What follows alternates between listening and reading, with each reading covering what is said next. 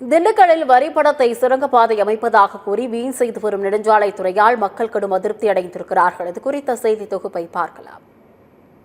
நகரின் அருகே பல பகுதிகள் உள்ளது. அதில் MVM நகர், நந்தவனப்பட்டி, குளத்தூர், கோவிலூர், எரியோடு, குஜிலம்பாறை வழியாக கரூர் செல்லும் பழைய கரூர் சாலையின் குறுக்கே ரயில் பாதை செல்கிறது. இந்த ரயில் பாதையை கடந்துதான் இப்பகுதி மக்கள் செல்ல வேண்டும். இது மட்டுமல்லாது திண்டுக்கல் நகரிலிருந்து தனியார் கல்லூரிகளுக்கும் பள்ளிகளுக்கும் இப்பகுதி வழியாக தான் மாணவ மாணவிகள் சென்று வருகின்றனர்.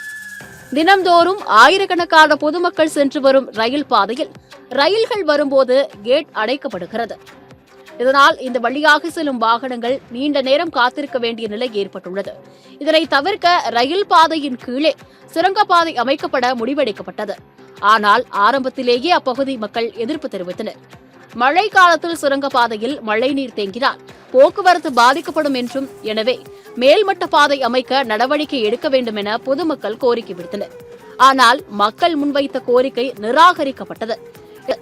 இதையடுத்து 17.45 கோடியில் ரயில் பாதைக்கு கீழே சுரங்கப்பாதை அமைக்கும் பணி துவங்கியது.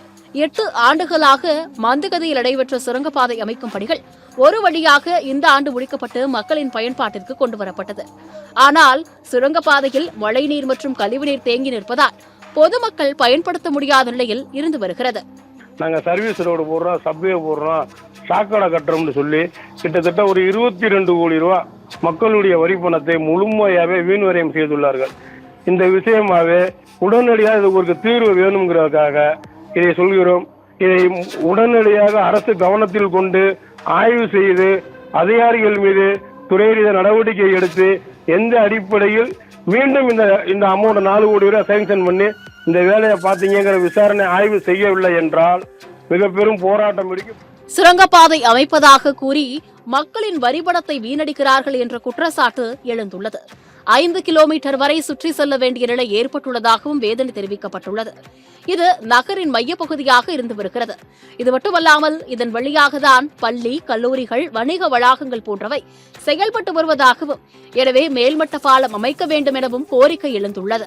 ரயில்வே மேம்பாலமாக இல்லாமல் கீழ்ப்பாலமாக கட்டி அது மக்கள் பயன்பாட்டிற்கு கடந்த 7 ஆண்டுகளாக இல்லாமல் மக்கள் பெரிய அவதிக்குள்ளாகி கிடக்கின்றனர். மராமத்துன்னு சொல்லி பண்றாங்க, அதுக்கு ஒரு தொகை ஒதுக்குறாங்க. பாலம் அமைச்சதுல ஒரு தொகை, கிட்டத்தட்ட இதுல ஒரு 25 கோடி ரூபாய் மக்கள் பணம் வீணடிக்கப்பட்டிருக்கிறது.